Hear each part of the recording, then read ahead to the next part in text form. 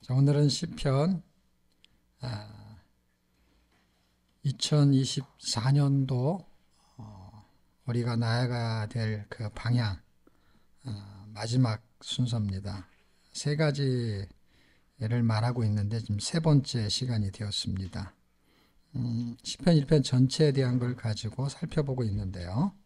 오늘은 그 한 절을 읽고 설명을 하도록 하겠습니다. 5절인데요.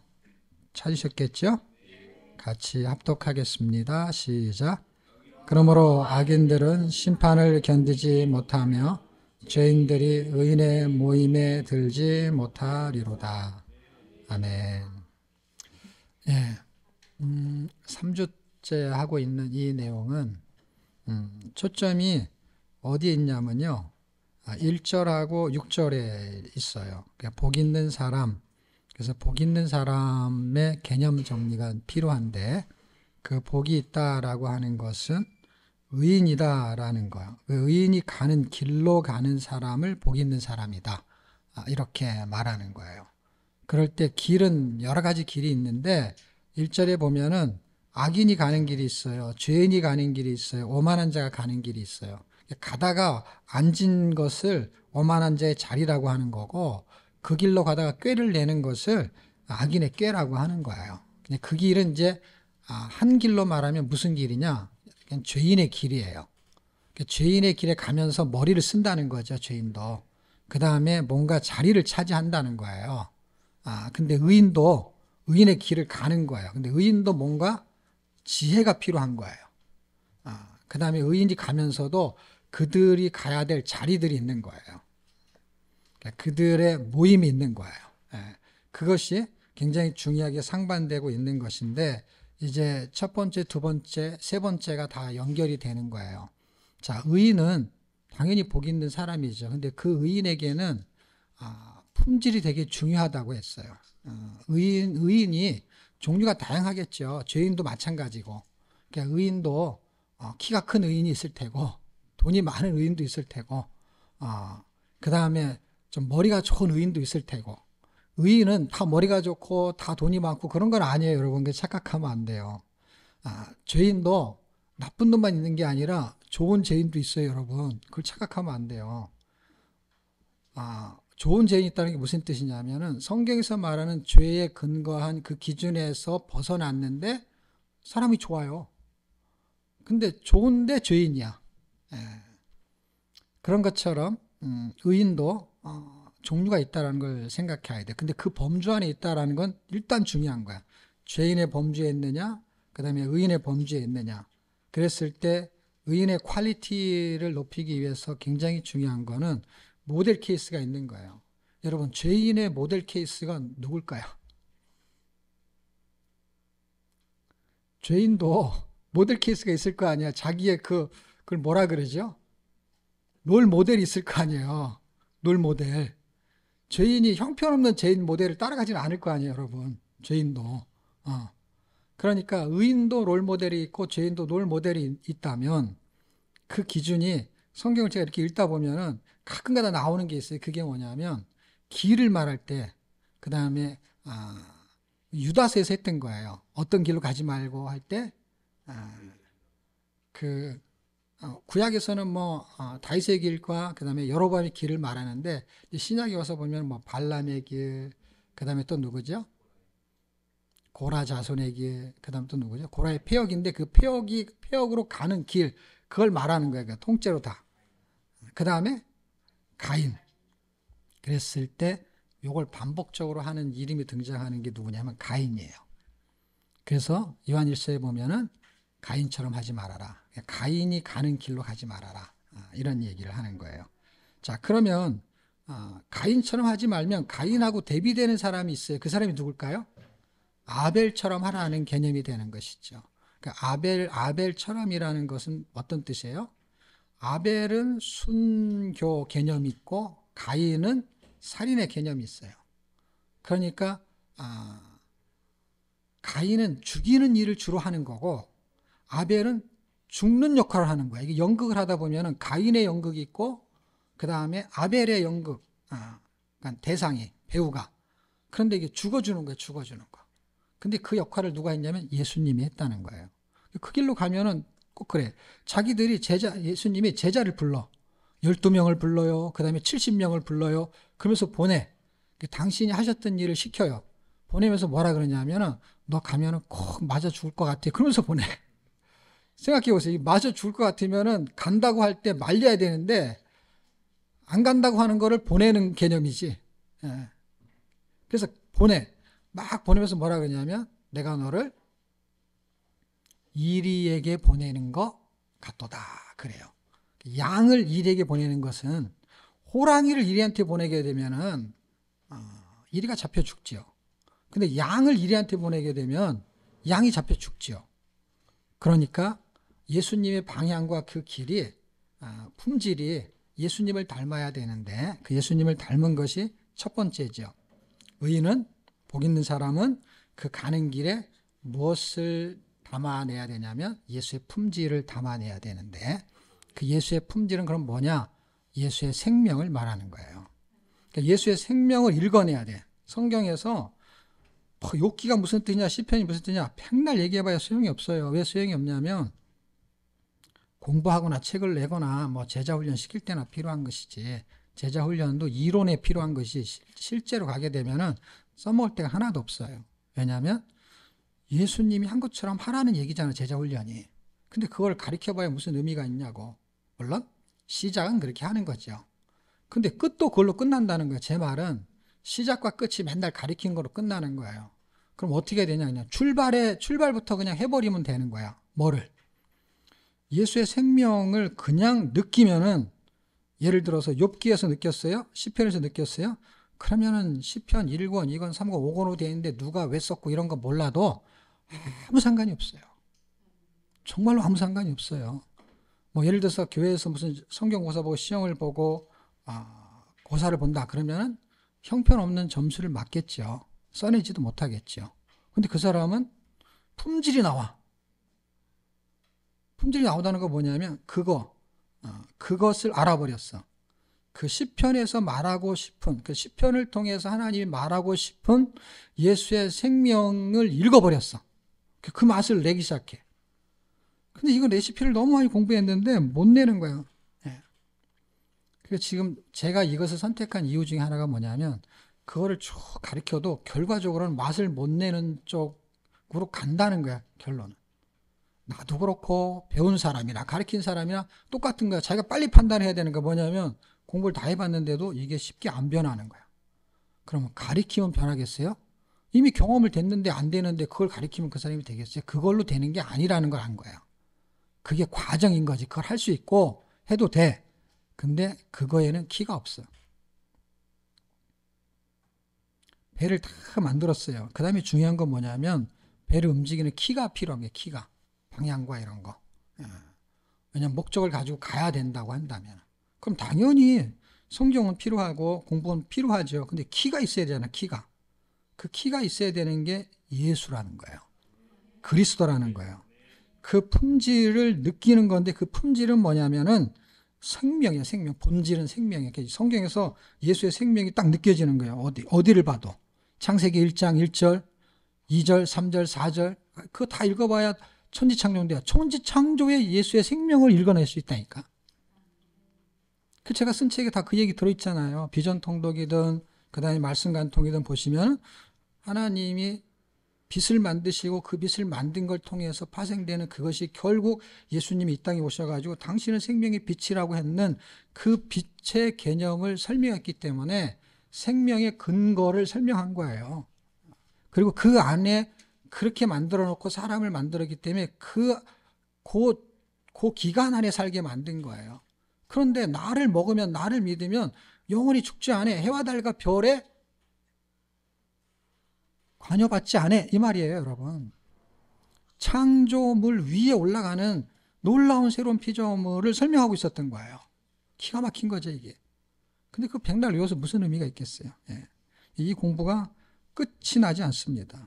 예. 그래서 일단 그거는 해야 될 필요가 있겠죠. 그러나 품질을 내는 거는 예수의 생명이고 그 다음에 그것을 통해서 뭐가 나오게 되면 열매가 있다. 그게 형통이란 말이에요. 왜냐하면 악인은 그렇지 않지만 의인은 그런 열매를 낸다는 거예요. 열매를 내는 게 뭐냐는 거예요.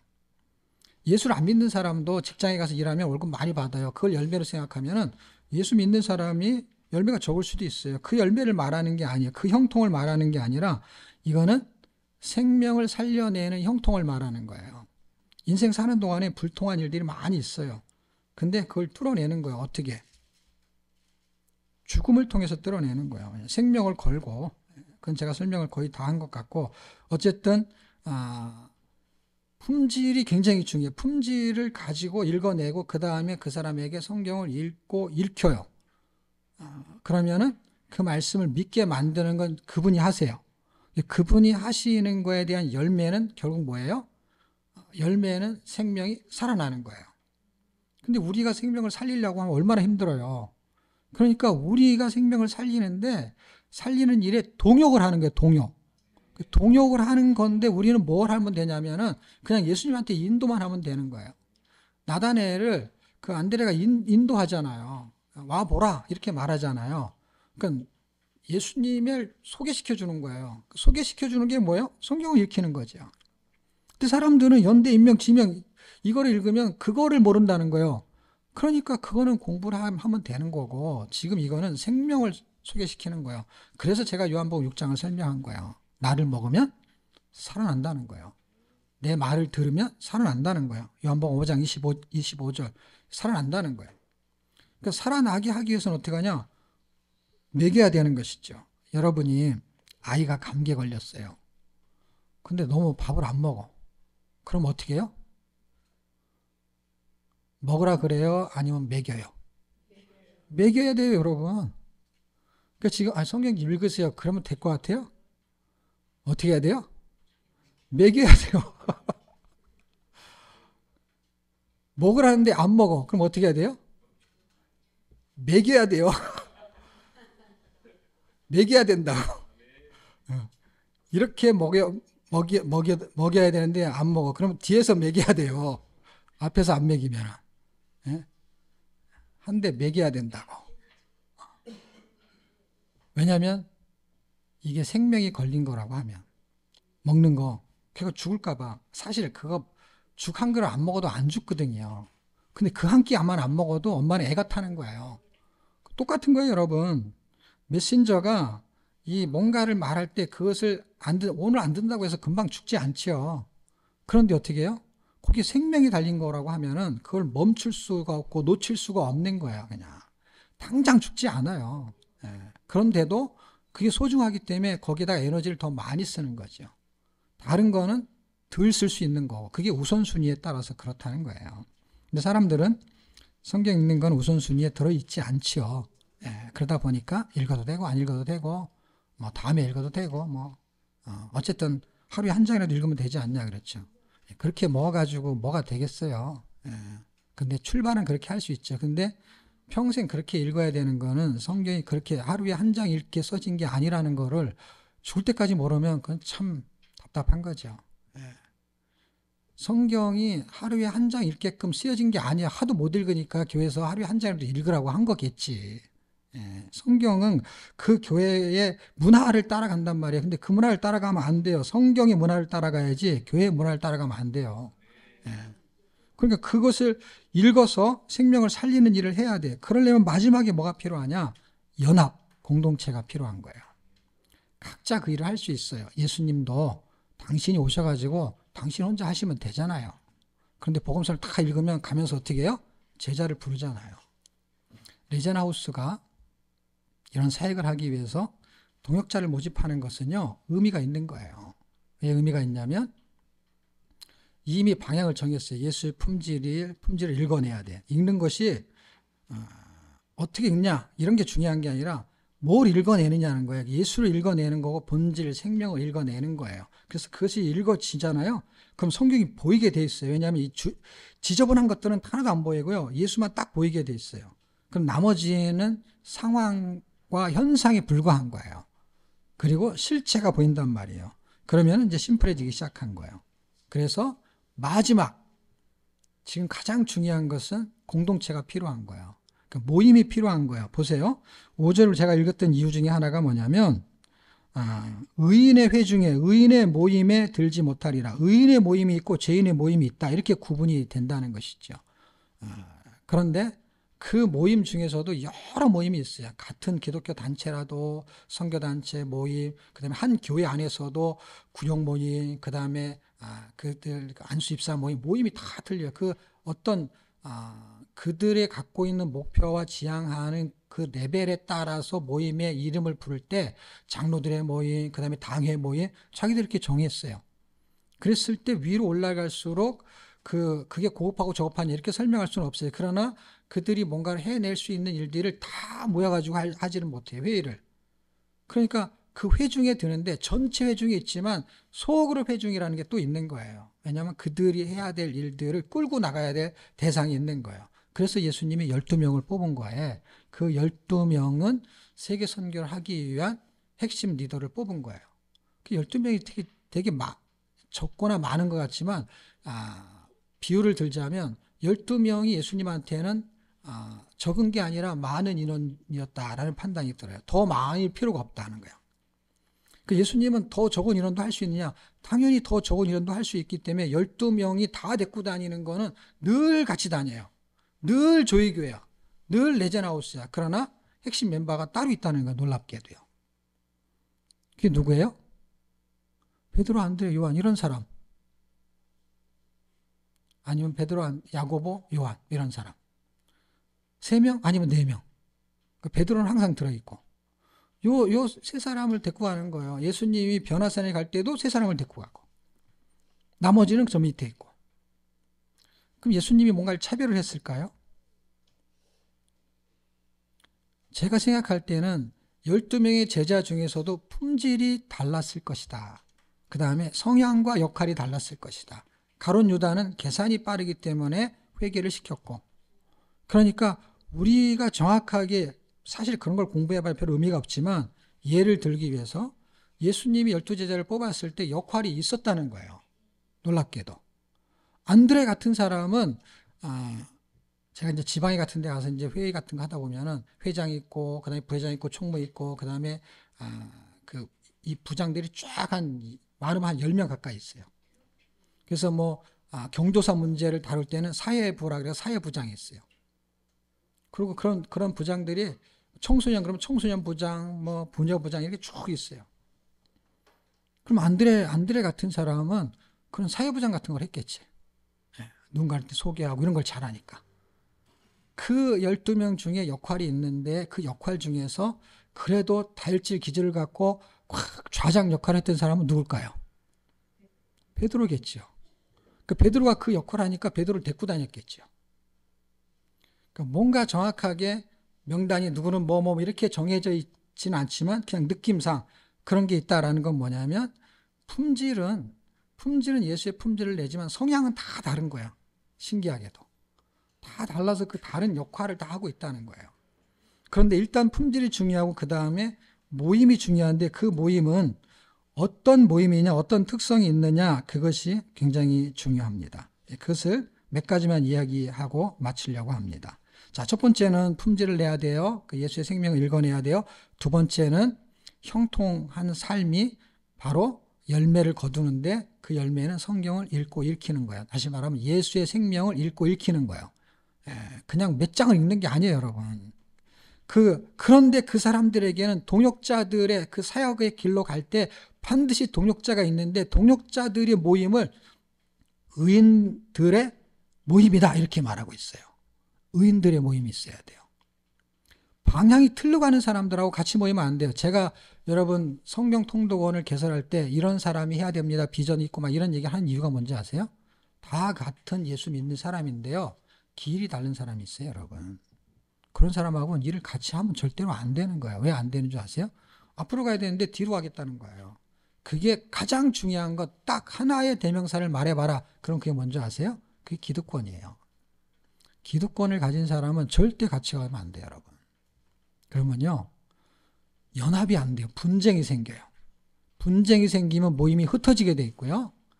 자기 기득권을 내려놓게 되면요, 사람이 모이니까 연합이 되게 돼 있어요. 기득권이 있는 사람은 모임에 들어오면 안 되는 거예요, 여러분. 어떻게 하다 보니까 들어왔다 그러면 할 수 없지만은 처음부터 그런 사람을 받으면 안 되는 것이죠. 왜 그러냐? 모임의 형태가 그렇기 때문이에요. 주님이 가신 길로 가다 보면 반드시 의인의 모임들이 필요한 거예요. 의인들의 모임이 필요한 것이죠. 방향이 같은 거. 그래서 그것을 제가 레제나우스의 비전 3가지를 말한 게, 그게 첫 번째가 같은 말이에요. 어떤 사람은 같은 마음을 먼저 두는데 마음을 먼저 두면 절대로 안 되는 거예요, 여러분.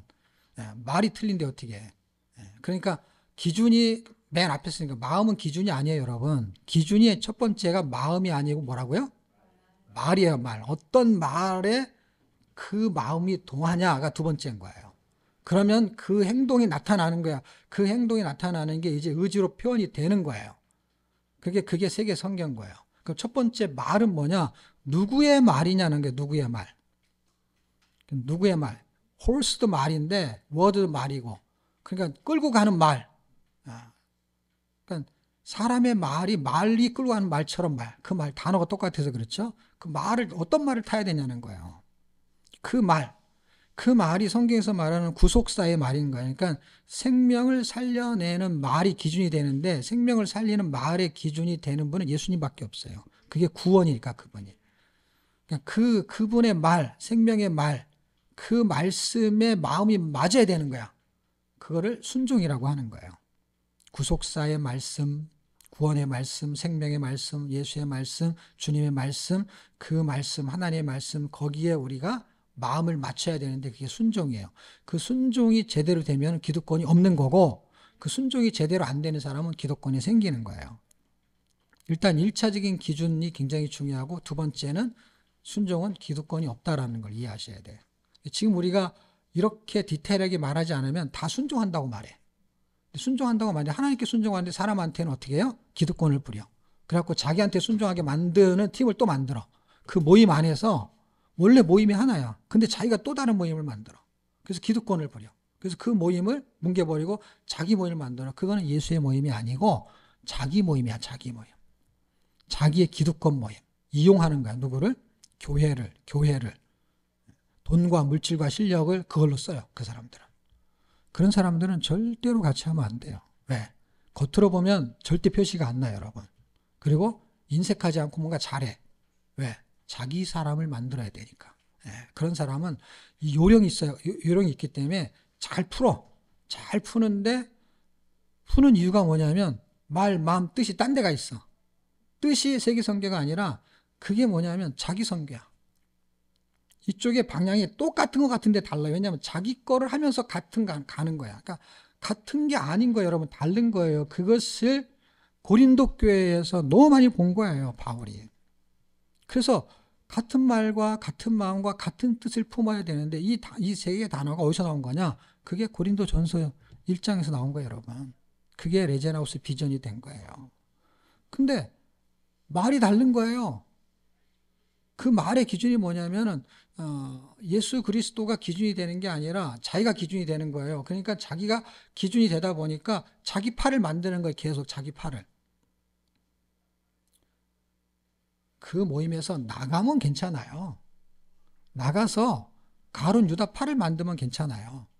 근데 그 안에서 팔을 만드는 거예요. 그래서 아볼로파, 게바파 이런 파들을 계속 만들어내는 거예요. 그게 뭘 몰라서 그러냐?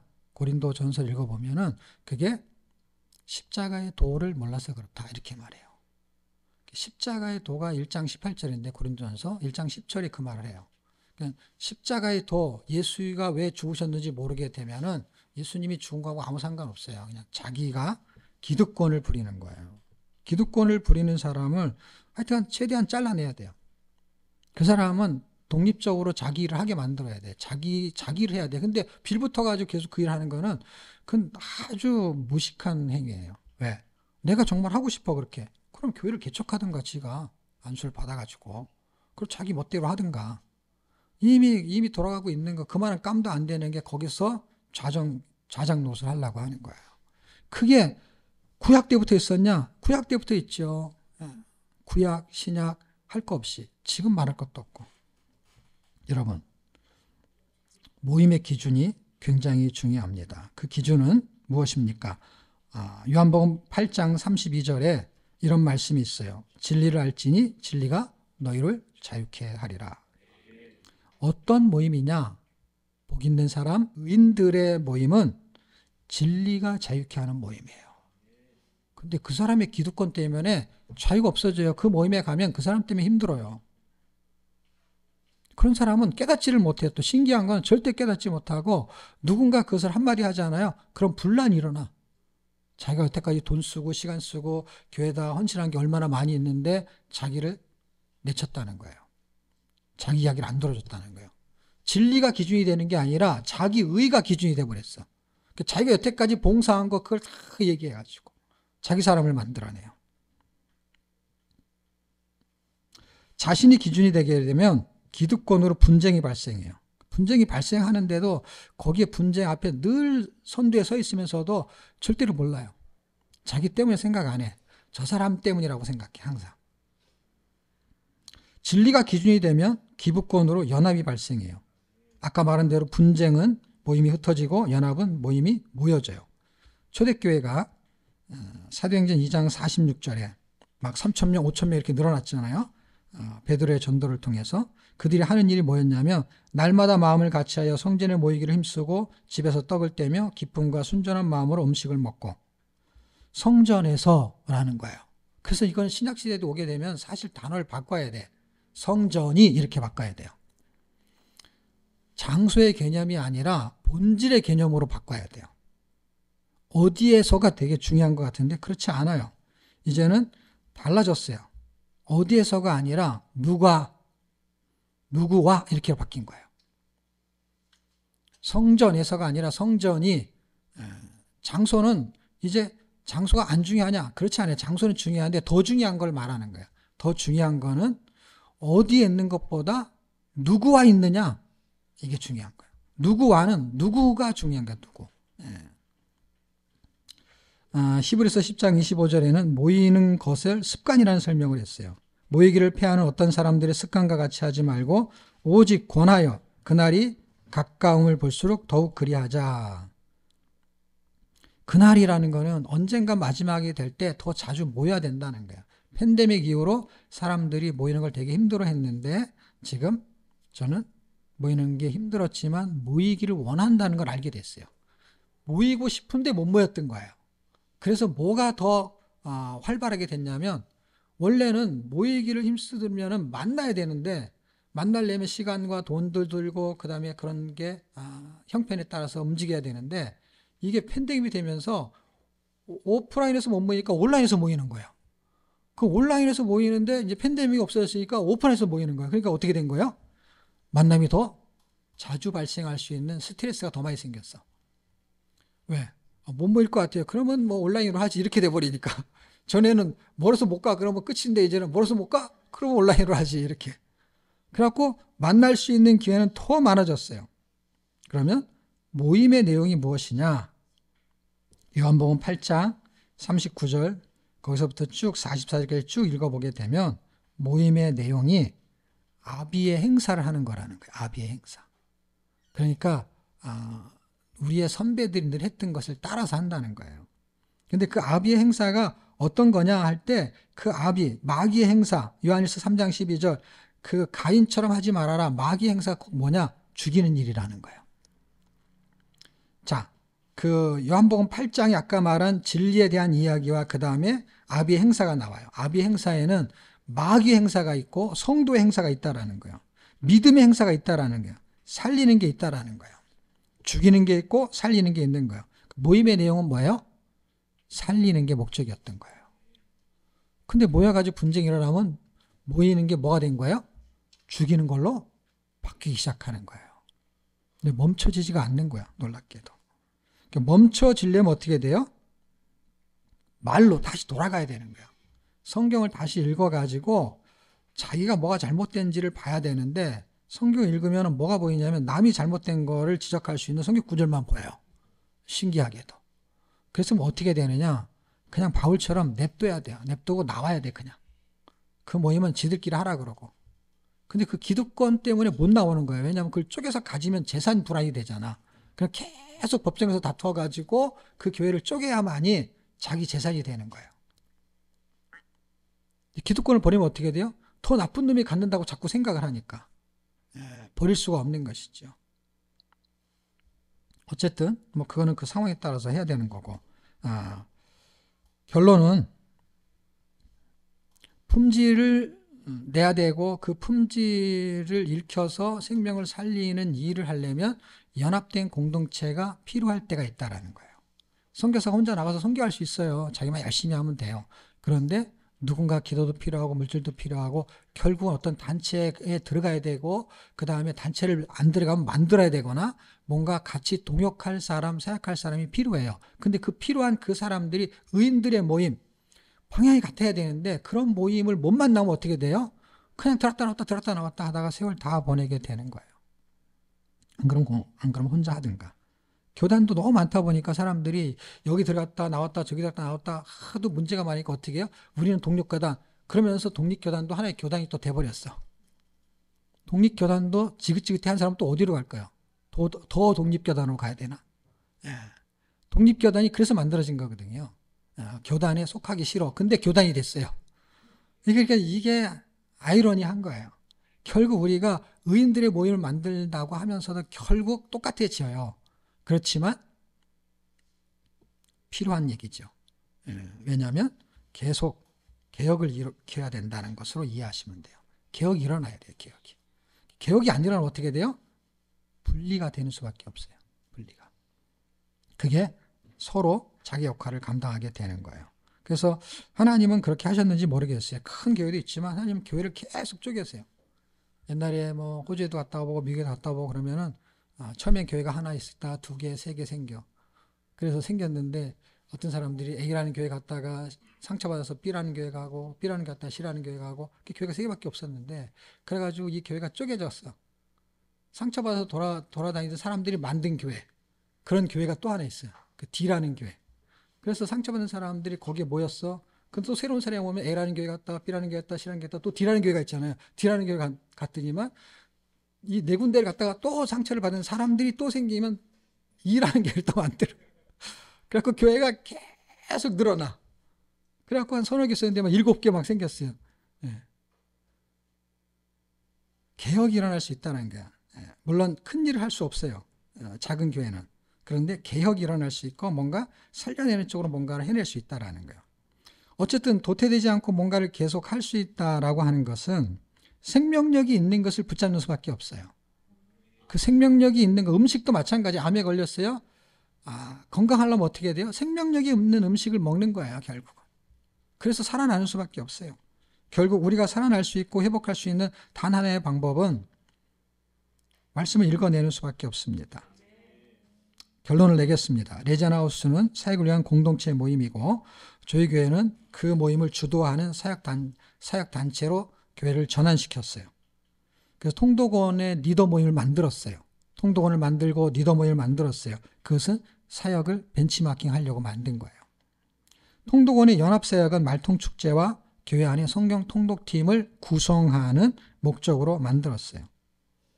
우리가 어디에 있는가 보다 중요한 거는 누구와 함께 있느냐가 중요한 것이에요. 그래서 바울은 감옥에 있었어요.